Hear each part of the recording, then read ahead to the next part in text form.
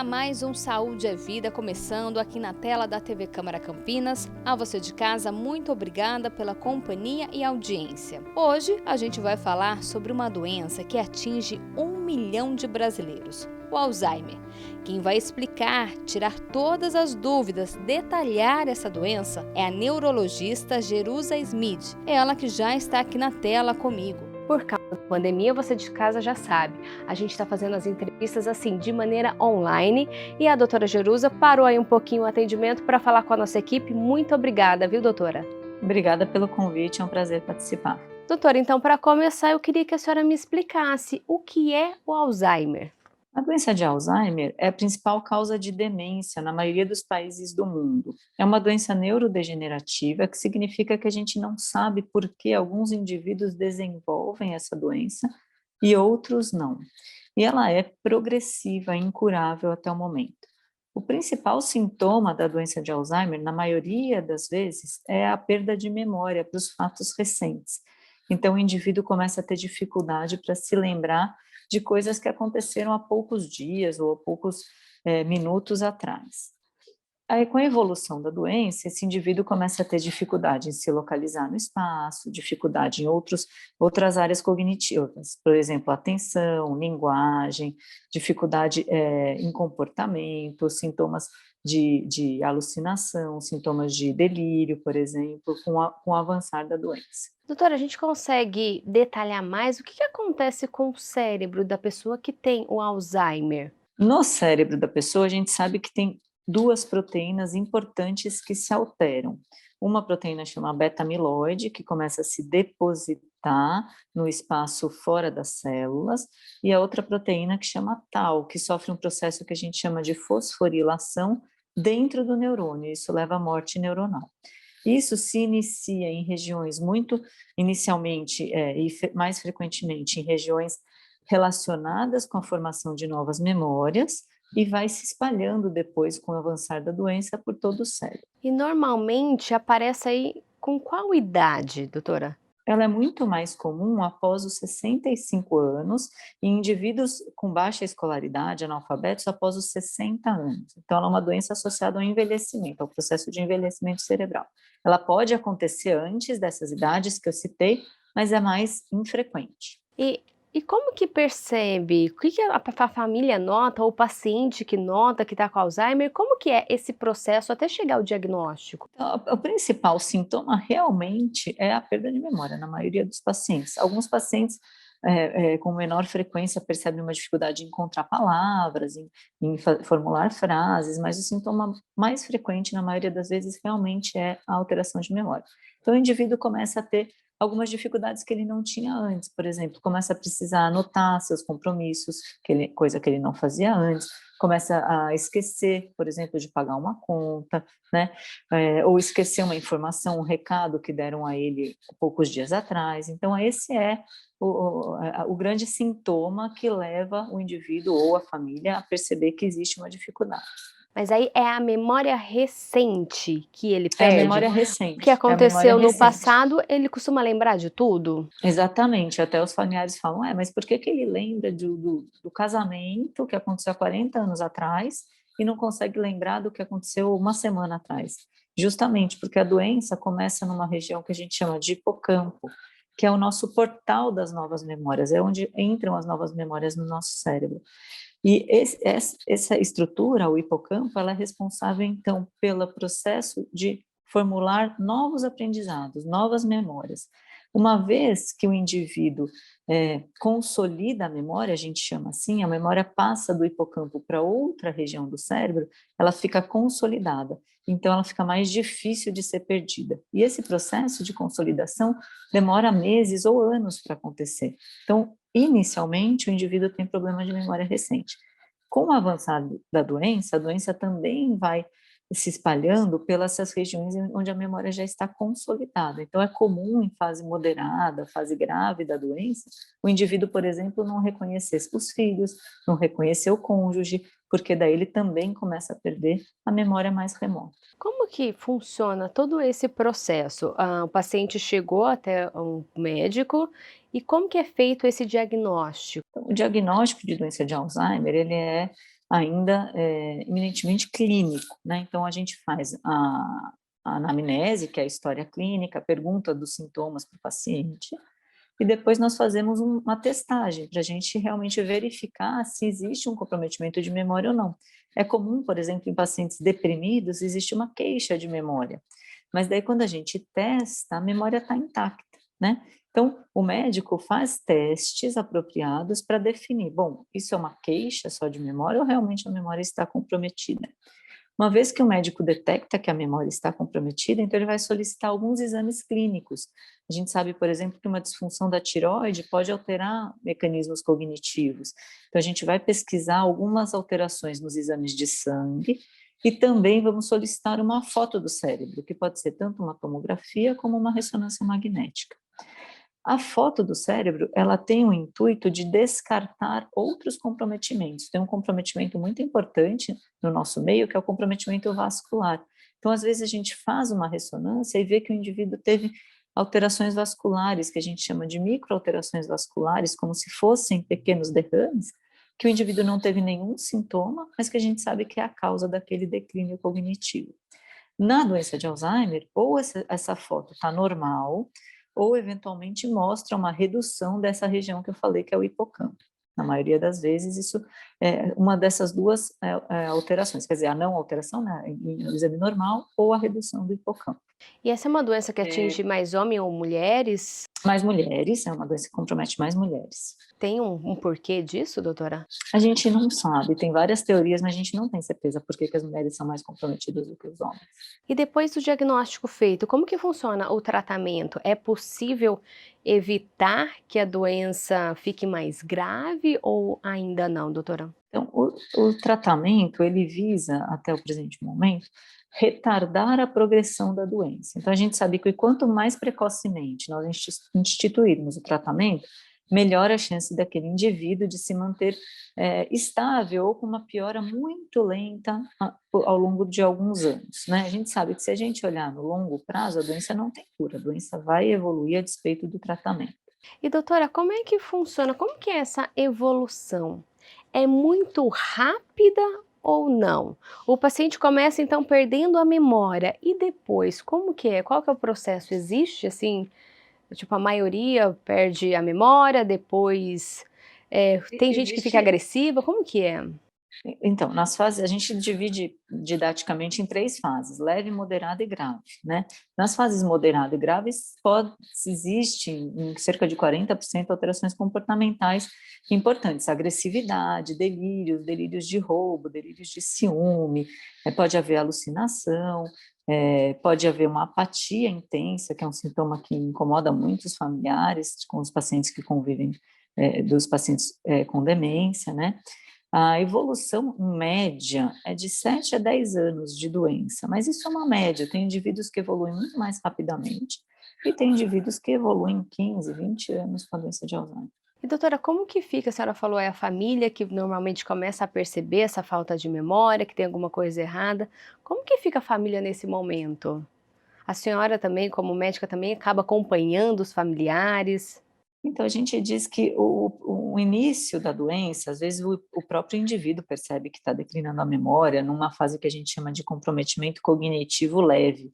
É um estágio anterior ao quadro de demência propriamente dita, e o que separa esses dois estágios é a sua capacidade de fazer suas atividades do dia a dia. Então, o indivíduo com um quadro muito inicial, ele consegue fazer a maioria das atividades com o uso de agenda, por exemplo, com o uso de alguns auxílios, né? Mas pode ser o quadro inicial mesmo da doença de Alzheimer. Quando a gente chama de demência, quando o indivíduo já perde a sua autonomia para atividades mais complexas, né? Então, o indivíduo começa a precisar realmente de ajuda de terceiros para desenvolver suas atividades sociais e laborativas, né? Na fase moderada grave, é muito comum o indivíduo não se perceber mais doente. A gente chama isso de anosognosia. O indivíduo não percebe que ele está com uma dificuldade, isso faz parte do quadro. Então, é muito comum eu perguntar para o paciente como é que está a sua memória. Ele fala, está ótima nessa fase moderada e grave. Ele não tem mais aquela percepção. O senhor está trabalhando? Sim, eu trabalho todo dia, doutora. E, na verdade, o indivíduo não trabalha há 5 anos, por exemplo, né? Nesta fase, geralmente, quem tem mais sofrimento realmente são os familiares, né? Porque eles percebem a deterioração cognitiva daquele ente querido. Então, o paciente tem muita perda de autonomia, e isso é uma coisa que ninguém quer ter na vida, né? Quando a gente pensa em doenças, ninguém quer perder a autonomia, né? E o próprio indivíduo tem menos sofrimento. É claro que alguns pacientes têm quadros de depressão, ou mesmo de delírios, como eu falei, né? Então se sentem ameaçados, e daí sim, isso é uma fonte de sofrimento. Mas indivíduos que não têm alterações psiquiátricas importantes, ele muitas vezes se sente bem, não percebe que tem um déficit, sente-se feliz com o dia a dia dele. E doutora, tem como evitar o Alzheimer?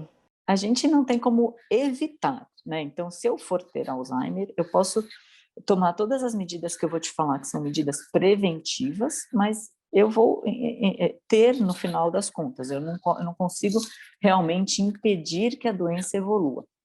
As medidas preventivas, elas são importantes porque eu posso postergar a chegada da doença. Então, eventualmente, se eu for ter sintomas aos 70 anos de idade, se eu tomar algumas medidas preventivas, eu posso eventualmente chegar até os 75 anos de idade sem os sintomas da doença. Então, se eu retardar o surgimento dos sintomas, já é uma vantagem, né? Quando a gente fala em medidas preventivas para a doença de Alzheimer, a gente pensa nas medidas que antes a gente pensava para o coração. Então, o indivíduo tem que evitar o tabagismo, tem que cuidar da pressão, tem que cuidar do diabetes, tem que cuidar do colesterol alto, tem que cuidar de arritmias cardíacas, de doenças do coração. Além disso, o indivíduo precisa se manter socialmente ativo, que é uma forma realmente que a gente percebe que ajuda na saúde cerebral, fazer atividade física regular, evitar o sedentarismo, combater quadros de depressão, a gente sabe que isso também está associado à prevenção do quadro de doença de Alzheimer, manter uma qualidade de sono regular, isso é importante também para o indivíduo diminuir a chance de ter doença de Alzheimer, e manter sempre o cérebro estimulado. Então, é o que a gente chama de um treinamento cognitivo, de fazer aprender novas habilidades cognitivas ao longo da vida. É muito clássico, é muito bem estudado que indivíduos, como eu falei em questão à idade de comprometimento, então indivíduos analfabetos têm mais chance de ter doença de Alzheimer. A gente sabe que o aprendizado ao longo da vida, a escolaridade ao longo da vida faz com que a gente tenha mais sinapses no cérebro e com que a gente fique menos vulnerável a ter esse tipo de doença. E doutora, me fala uma coisa, essa é uma doença hereditária que a minha mãe teve, tem chances de ter? A doença de Alzheimer ela é hereditária na minoria das vezes. Em 1 a 3% dos casos, são casos associados à herança que a gente chama autossômica dominante. O que isso significa? Significa que se minha mãe teve, eu tenho 50% de chance de ter essa doença. Então, isso é a minoria dos casos, de 1 a 3% dos casos de doença de Alzheimer.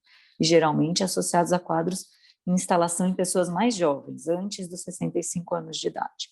O que acontece é que se eu tenho um parente de primeiro grau, então pai ou mãe com doença de Alzheimer, eu tenho 2 vezes a chance de ter a doença em relação a quem não tem um parente de primeiro grau. Mais ou menos, eu tenho ao longo da minha vida uma chance de 10 a 15% de ter doença de Alzheimer após 65 anos de idade.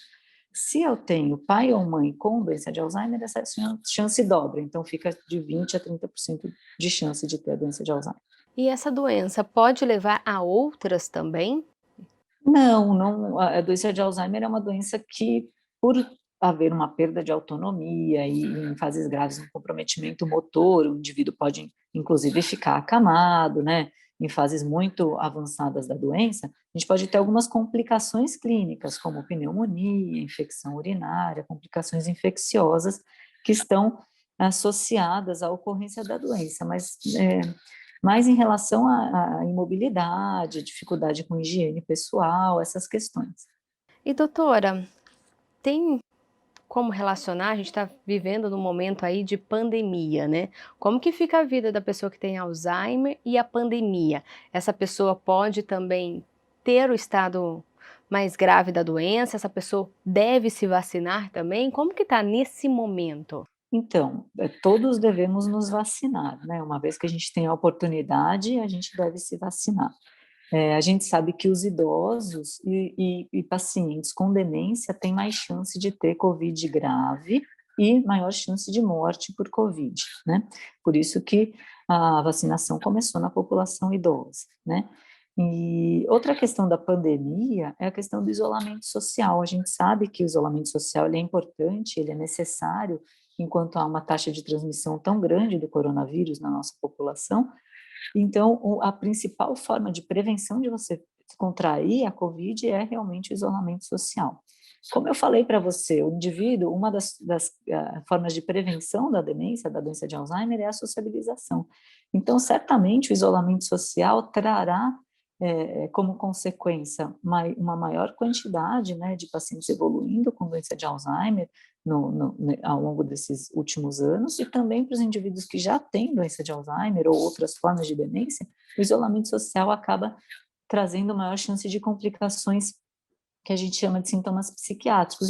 Os indivíduos podem ficar mais agitados, os indivíduos muitas vezes perdem as rotinas de sair de casa e fazer fisioterapia ou fazer um estímulo cognitivo fora de casa, ou grupos de encontro. Então, isso realmente, por estar privado, o paciente com demência pode piorar os sintomas psiquiátricos associados à doença. Doutora, eu falei bem no início do programa que mais de 1 milhão de brasileiros têm aí o Alzheimer. Essa é uma doença que acredita-se que vai piorar no futuro, ainda mais por causa da pandemia, desse isolamento. Por que ela ela é tão comum? Existe uma explicação, um porquê? Então, a explicação é, primeiro, que a gente começa a reconhecer mais, né? Desde 1976, então, começo aí da década de 80, a gente entendeu mais como diagnosticar essa doença. E cada vez mais os médicos, então, eles são educados para pesquisar e diagnosticar. O que antes era considerado, isso é um processo normal, o idoso fica mesmo com, eu quero chamar de esclerosado, caduquice, né, antigamente, porque hoje são termos que a gente evita a todo custo, né.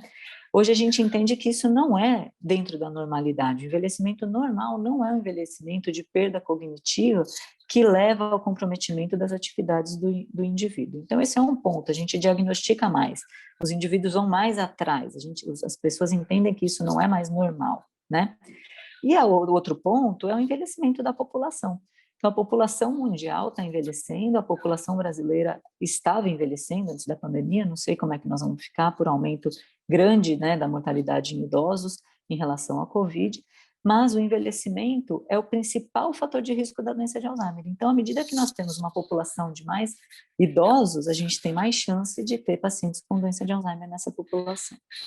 E, doutora Jerusa, para a gente encerrar, qual que é a orientação que a senhora dá para quem está assistindo a gente e tem um idoso em casa? Se notar qualquer comportamento diferente, é procurar um médico, não achar normal aquele esquecimento, por mais simples que seja? Isso, exatamente. A gente está falando agora numa situação que os idosos estão vacinados, né? Então, embora a gente isso não signifique, nesse momento da pandemia, uma liberdade, mas a gente tem mais segurança em indicar que o indivíduo vá atrás de assistência médica, sim, né?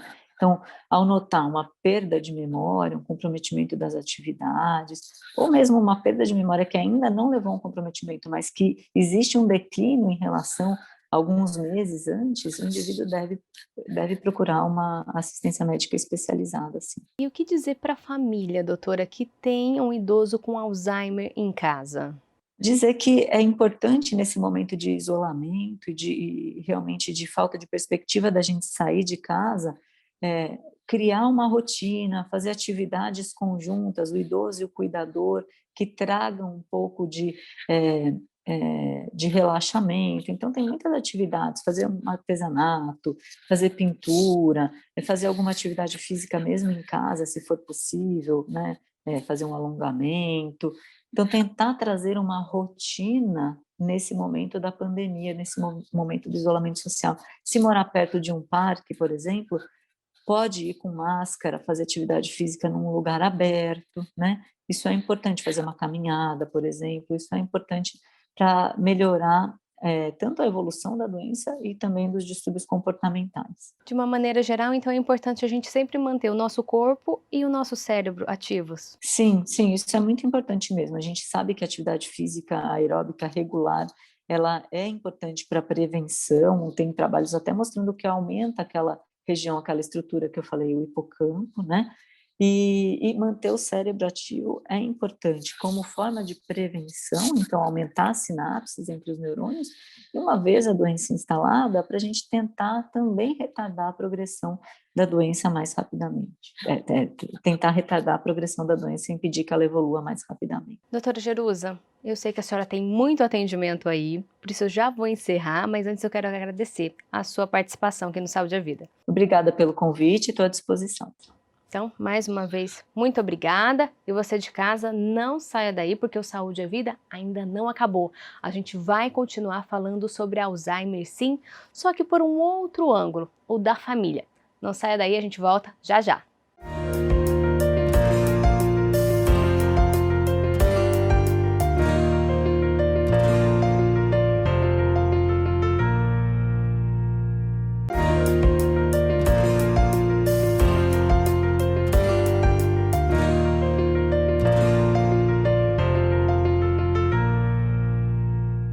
Saúde é Vida de volta e hoje a gente está falando sobre Alzheimer, uma doença que atinge só aqui no Brasil mais de 1 milhão de brasileiros.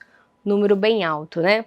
Como você está acompanhando no primeiro bloco, a gente conversou com uma médica falando aí sobre a doença, como que é a vida do paciente, tratamento, diagnóstico. E agora a gente vai falar com a Mariela Optis Sorgits. Falei certo seu nome, Mariela? Falou certo, sim, Viviane. A Mariela, olha só, gente, ela é escritora e fez um livro de lançar contando sobre a experiência de como é ter alguém em casa com Alzheimer. Se alguém não é qualquer pessoa, não. É a mãe dela, não é mesmo, Mariela? É a minha mãe, sim, Viviane. A minha mãe está com a demência de Alzheimer há 8 anos. Ela começou com 76 anos a apresentar os primeiros sintomas e hoje ela tem 84. Então, fazem 8 anos que os filhos e os familiares convivem com a minha mãe com a doença de Alzheimer. A mãe da Mariela, ela chama Aninha.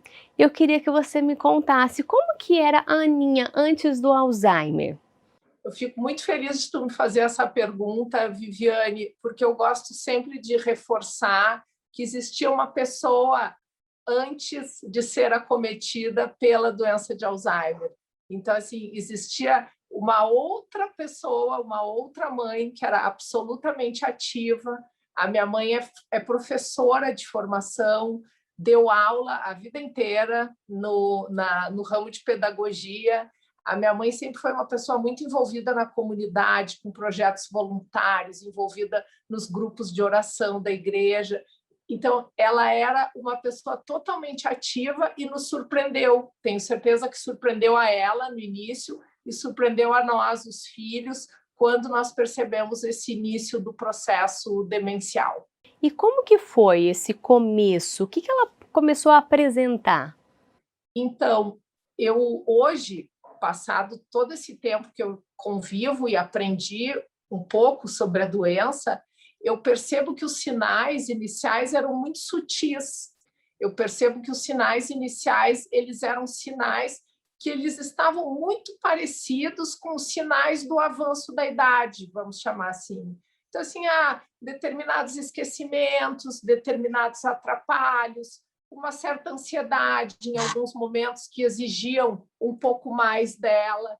Mas, com o tempo, nós, os filhos, percebemos que aquilo não era só um sinal do avanço da idade, que as coisas estavam mais potencializadas, e potencializadas no sentido de um atrapalho rotineiro de coisas que ela fazia com muita facilidade e não conseguia mais fazer. Então, assim, não é uma diminuição da velocidade que a pessoa dava às coisas, é uma incapacidade de continuar realizando as mesmas coisas que ela fazia antes. Então, assim, coisas muito simples, muito simples. E aí vocês decidiram levá-la ao médico? Não, eu acho que não foi tão simples assim, porque eu acho que nós, os filhos, a gente vai talvez evitando enxergar que tem alguma coisa errada acontecendo. Então, assim, acho que até que a gente chegou ao diagnóstico preciso, nós andamos em vários médicos. Então, assim, clínico geral, porque era sintoma de ansiedade, quem sabe fosse uma depressão. Fazer exames rotineiros, não aparecia nada. Quando a gente chegou no geriatra, e eu te confesso, Viviane, que isso demorou aproximadamente 1 ano e meio, que nós fomos administrando até ter o diagnóstico preciso, foram feitos alguns exames mais sofisticados e sim, chegamos ao diagnóstico da demência. Você lembra desse dia, quando foi dado o diagnóstico? Lembro com muita clareza e com muito pesar quando nós, os filhos, recebemos o diagnóstico da demência de Alzheimer. E eu conto isso no meu livro, que eu não conseguia pronunciar essa palavra. Era isso que eu ia te perguntar, você demorou, né, para falar a palavra Alzheimer. Então, eu conto isso no meu livro, que era uma palavra que eu não queria pronunciar, ela era muito dura para mim. Eu acho que ela tinha, e eu conto isso, tinha um viés de vergonha de como assim a minha mãe está com Alzheimer, né? Então, acho que tanto o processo de chegar ao diagnóstico quanto ao processo de aceitação, ele foi uma jornada, não foi um simples caminho, foi uma jornada. E nesse período aí, desde que foi diagnosticado, como que tem sido a vida da sua mãe? No primeiro bloco, como eu disse, a gente falou com uma profissional de saúde e que falou que é por etapas, né? Começa leve, depois moderado e depois vai para o severo. No seu livro também você marcou, né? Foi por etapas. Como que foi cada etapa? Você consegue detalhar para a gente?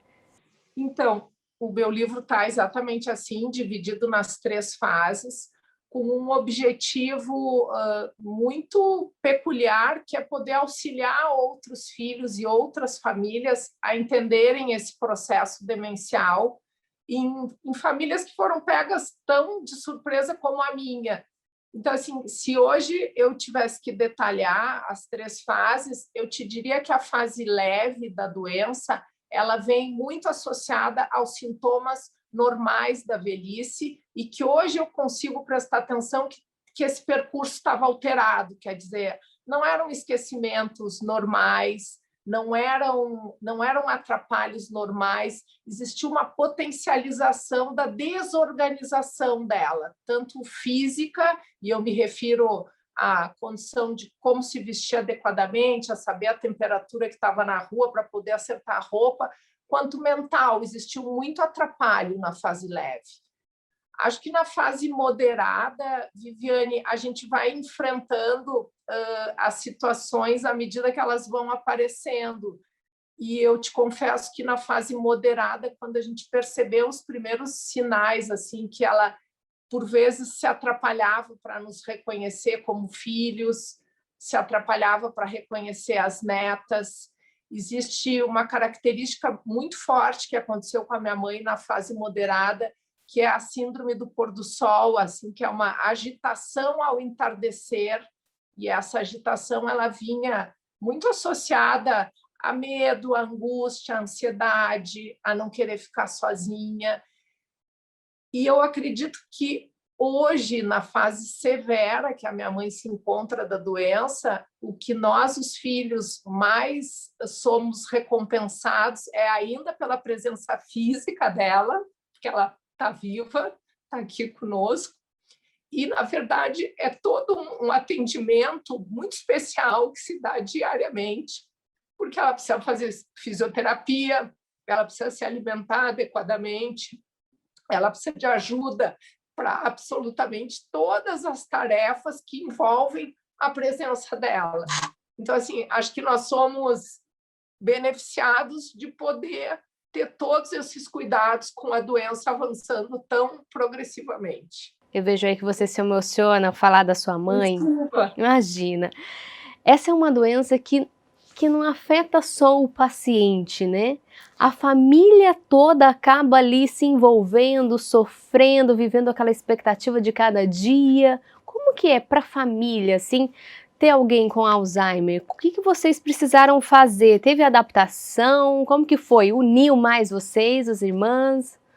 Então, tem uma frase que diz, Viviane, que se você encontrar uma família onde há uma pessoa com a doença de Alzheimer, você encontrou uma família doente. Porque é justamente isso que você está trazendo. É uma doença que afeta a família inteira, porque, na verdade, existe uma transformação muito grande na vida dessa pessoa.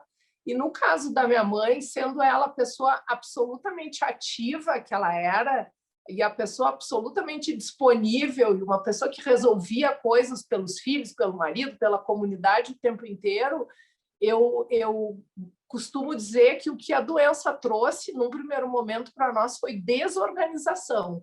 Nós nos desorganizamos muito com o início do processo demencial, por não poder mais contar com aquela mãe que a gente tinha. Era uma outra mãe. Eu tenho o privilégio de ter irmãos muito participativos. Nós somos uma família de 3 irmãos. Eu brinco que cada um assumiu uma frente de trabalho. Então, eu digo que eu era o RH, que eu cuidava da cuidadora, da moça que trabalhava em casa, que eu contratava o fisioterapeuta e acompanhava.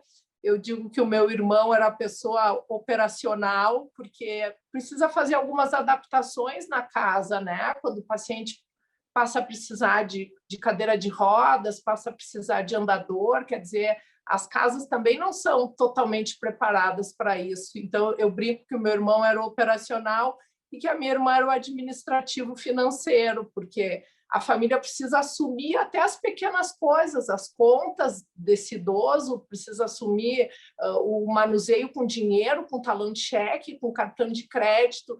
Então, eu costumo dizer que não dá para assumir o Alzheimer sozinho. Eu acho que a gente precisa de ajuda. E é isso que vocês se fizeram, né? Se uniram ainda mais. Sem dúvida nenhuma, sem dúvida nenhuma. Agora, Mariela, quando você descobriu, há 8 anos, né? Acho que ainda pouco se falava sobre essa doença e agora a gente tem falado mais. E a ideia do livro é deixar ainda mais público, ajudar ainda famílias que passam por esse momento e não encontram alguém ou algum local para entender realmente como que é a realidade dessa família. Então, a ideia do livro é exatamente isso que tu estás trazendo, e eu me dei conta disso quando comecei a aceitar o diagnóstico. Eu me dei conta que com algumas poucas pessoas que eu me abria, dizendo a minha mãe foi diagnosticada com Alzheimer, eu me dava conta que quando a gente trocava as semelhanças e características, elas eram muito parecidas, e elas são muito parecidas, independente da família que está vivenciando o processo. E quando eu comecei a escrever, eu comecei a pensar que talvez esse fosse o grande objetivo, compartilhar com outras famílias as vivências que eu estava tendo na minha. E aí eu coloquei um ingrediente a mais, Viviane, nessa causa, que é toda a venda do livro, que diz direito aos meus direitos autorais como autora, serão destinadas a pacientes que tratam a instituições que tratam pacientes com demência. Eu acho que eu encontrei uma forma de retribuir o quanto que a minha mãe consegue ser bem cuidada, que eu gostaria que outras famílias também tivessem essa oportunidade. O livro, olha só, Viver Sem Saber, Relatos de uma Filha sobre o Alzheimer. A gente estava dando uma olhada no seu livro, você retrata, né, como que é a dor, o amor, como é fundamental nesse momento, e tudo ali com bom humor, né? Histórias da sua mãe, essa vivência. Sim, eu acho que eu tive esse cuidado e procurei justamente isso. Acho que já é um diagnóstico tão avassalador para a família que se nas leituras a gente não conseguir trazer um pouco da leveza, ou seja, encontrar o melhor que eu posso encontrar em situações mais difíceis ou um pouco menos sociáveis, né? Porque a gente sabe que tem uma alteração grande de comportamento. Eu optei por relatar com essa leveza.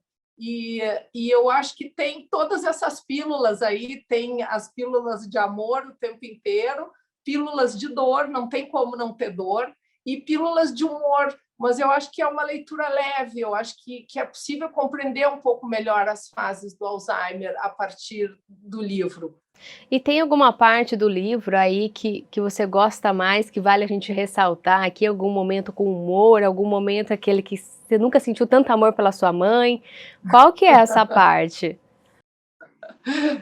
E tem uma parte que eu adoro. A minha mãe declamava poesias aqui no Sul, chama-se Poesias Tradicionalistas, e a minha mãe sempre declamava em bailes e em centros de tradições gaúchas, né?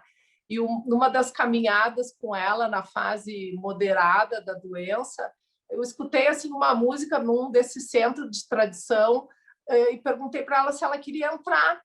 E eu perguntei inocentemente, a gente vai entrar, vai olhar um pouco da música e vai sair. E ela me respondeu, sim, eu quero. E nós entramos, só que quando eu entrei com ela, Viviane, eu nunca mais consegui tirar ela de dentro desse baile. Ela dançava muito, muito feliz. Eu passei a dançar com ela num baile de terceira idade. E hoje eu consigo entender como esses momentos, até que meio constrangedores no início, me fizeram bem e me dão saudade de uma mãe que, embora acometida pela doença, ainda era participativa. Então, assim, na hora eu acho que eu até fiquei meio envergonhada, fiquei meio, meu Deus, eu e a minha mãe dançando num baile depois. Aquilo foi um domingo tão especial que hoje eu recordo com muitas saudades. E me fala uma coisa, a gente sabe que não é fácil, né, cuidar de uma pessoa que tem Alzheimer, mas com muita paciência, com muito carinho, dá para ter momentos como esse, né? Precisa saber levar toda essa dificuldade. Foi isso aí que vocês conseguiram fazer? Precisa saber levar. E eu acho que precisa colocar em prática um verbo que é negociar com eles, com muito carinho, e é concordar também com coisas que no início a gente não entende, que eles não vão mais entender, que não é mais possível fazer grandes questionamentos e grandes enfrentamentos. Então, acho que as negociações, elas são permanentes numa família que tem um paciente com Alzheimer. É negociação para a hora de tomar banho, é negociação para a hora de se alimentar, é negociação para a hora de trocar de roupa. E eu acho que também é diminuir os enfrentamentos, de ficar cobrando, mas como que tu não te lembra disso? Mas eu acabei de te falar aquilo, eu acabei de te contar quem é que saiu daqui. A gente precisa aliviar e entender que eles não são mais os mesmos. E você é a mesma de quando descobriu a doença para agora? Não, eu não sou a mesma. Eu não sou a mesma. Eu acho que eu me tornei uma pessoa melhor. Eu acho que eu me tornei muito mais madura. Eu acho que eu passei a ter um olhar com muito mais compaixão para as pessoas mais velhas. Eu acho que eu também passei a entender e a pensar que nós todos vamos ficar velhos, se Deus quiser, e que tomara que a gente tenha alguém para cuidar da gente também. Então, acho que eu me tornei uma pessoa melhor. Tudo isso está no livro? Tudo isso está no livro. Tudo isso está no livro. Esse livro, Viviane, eu acho que ele veio, além de compartilhar essas vivências com outras pessoas, ele veio para registrar uma história que jamais vai ser esquecida na minha família. Ele veio para deixar minha mãe viva para sempre, porque as histórias são absolutamente verdadeiras, relatadas com um viés de muita verdade, e ela nos permite viver uma história que vai estar gravada para sempre nos nossos corações. E você já tem tido algum retorno? Quem lê o seu livro fala, nossa, me ajudou muito nesse momento? Sim, eu tenho recebido muitos relatos através do site, que eu acho que eu posso falar qual é o site. Pode sim. Que é o viversemsaber.com.br. O site também nasceu com esse propósito de colaborar com informações para outras famílias, e os retornos são tão legais, que me deixam tão assim feliz, porque as pessoas relatam que ou estão conversando comigo, como se eu estivesse contando a história para essa pessoa, relatam as similaridades de situações que ocorreram na família delas, quer dizer, é isso que eu já trouxe, muda a família, mas o comportamento é muito parecido. Muitos agradecimentos, e eu fico absolutamente grata por saber que eu consegui entrar em algumas famílias e passar um pouco da minha vivência com algo que também me pegou muito desprevenida. Então, assim, eu tenho estado muito feliz com a repercussão do livro, muito feliz. E esse é um tema que ainda precisa ser muito falado aqui no Brasil, você percebe isso? Por mais que a gente tenha aí milhões de brasileiros com Alzheimer, ainda se fala pouco ou se sabe pouco sobre essa doença? Ainda também existe algum certo preconceito? O que você percebe? Eu percebi com o lançamento do meu livro que é como se a gente tivesse aberto um portal de conversa para falar mais abertamente sobre o Alzheimer sem vergonha e sem preconceito. Então, eu acho que sim, que é uma doença que ainda está permeada por esse sentimento de mas como é que eu vou falar isso? Como é que eu vou falar que a minha mãe está com um comportamento inadequado ou alterado? Como é que eu vou enfrentar isso? Então, parece assim que se acontece numa outra família, essa família fala com uma certa transparência, parece que você também pode falar e que o outro também pode falar, e parece que nós estamos, então, juntos, parece, eu não estou sozinha, não é só comigo que acontece. Então, acho que o propósito também deste livro e desse projeto é vamos falar sobre o Alzheimer. Não vamos esquecer de falar sobre essa doença que acomete milhões de famílias no mundo inteiro. Você já disse, mas eu queria reforçar. Parte aí da venda do livro vai para a instituição. Tudo que iria para você vai para a instituição que cuida de pessoas com Alzheimer. Sim, toda a parte que diz respeito aos meus direitos autorais como escritora será destinada integralmente a instituições que tratam de pacientes com demência. Até porque esse tratamento não é barato, né? Não é. E eu acho que esse privilégio das famílias poderem contar com a ajuda, né? Eu estou podendo fazer, estou podendo realizar, então acho que é uma forma de retribuir o quanto que a minha mãe é bem cuidada, tem condições de ser avaliada clinicamente, semestralmente, quer dizer, ela tem todo um acompanhamento que o meu desejo é que todos os idosos tivessem. E Mariela, me fala uma coisa, seu livro Viver Sem Saber, como que é viver sem saber?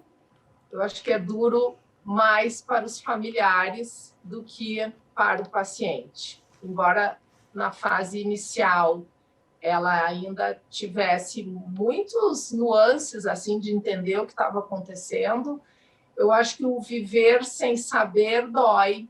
Eu acho que dói, mas eu acho que é possível que ele seja enfrentado com muita dignidade. E é isso que nós, os filhos, temos feito durante todo esse tempo. Tudo que envolve as decisões que precisam ser tomadas, tudo que envolve o que será feito com a minha mãe, independente da gente saber que ela não sabe mais do que se trata, é comunicado, é explicado, é dito. Então, acho que assim, viver sem saber, acho que não é fácil, mas acho que é possível dar muita dignidade a esse viver. E é isso que vocês estão fazendo para a Dona Ninha? É isso que nós estamos fazendo para a Dona Ninha. Hoje, a gente sabe, mãe é mãe, mas e hoje? O que ela representa para você? Ela representa um amor infinito, Viviane. Ela representa o que eu relato, que eu só consegui fazer essa retribuição e que eu talvez nem imaginasse que tivesse alcance tão grande como está tendo, pelo acúmulo de amor que ela colocou na criação dos filhos e na nossa existência. Então, a minha mãe é um exemplo que vai durar para sempre. Qual o seu recado para quem está assistindo a gente e tem uma pessoa na família com Alzheimer? O que você deixa para eles nesse momento? Eu acho que um olhar muito atento para o diagnóstico precoce. Eu acho que nós, os filhos, precisamos estar atentos a esses sinais que eles emitem, e hoje a gente sabe que o diagnóstico precoce é um grande aliado no enfrentamento da doença. Então, assim, ter este olhar enxergar que os nossos pais estão envelhecendo, que os nossos pais vão precisar de ajuda. Queira Deus que não seja demência, que seja só um pequeno percurso, mas assim, se houverem alterações, que esse diagnóstico precoce poderá auxiliar muito. Então, enfrentamento, acho que enfrentamento e um olhar muito atento ao comportamento dos nossos pais. Mariela, muito obrigada por contar um pouquinho da sua experiência aqui no Saúde é Vida. Fico feliz de ter participado e agradeço o convite, Viviane. Então, mais uma vez, obrigada. A você de casa também, muito obrigada pela companhia e audiência. E como a gente disse, milhares e milhões de brasileiros aí são afetados pelo Alzheimer, mas como a Mariela disse, a médica no primeiro bloco também falou, é possível conviver com essa doença tratando de maneira adequada. Então, antes de encerrar o Saúde é Vida de hoje, a gente vai fazer um pouquinho diferente, com um vídeo da mãe da Mariela, a dona Aninha. Ela fez do ano passado, a narração é da própria Mariela e vale muito a pena você conferir agora. Então, tchau, a gente se vê no próximo programa. Se cuida, fica aí com a dona Aninha. Largo doce que eu sou. Se eu me esquecer de alguma coisa, vocês perdoam, porque 50 anos fazem que eu declamava no CTG Querência, né?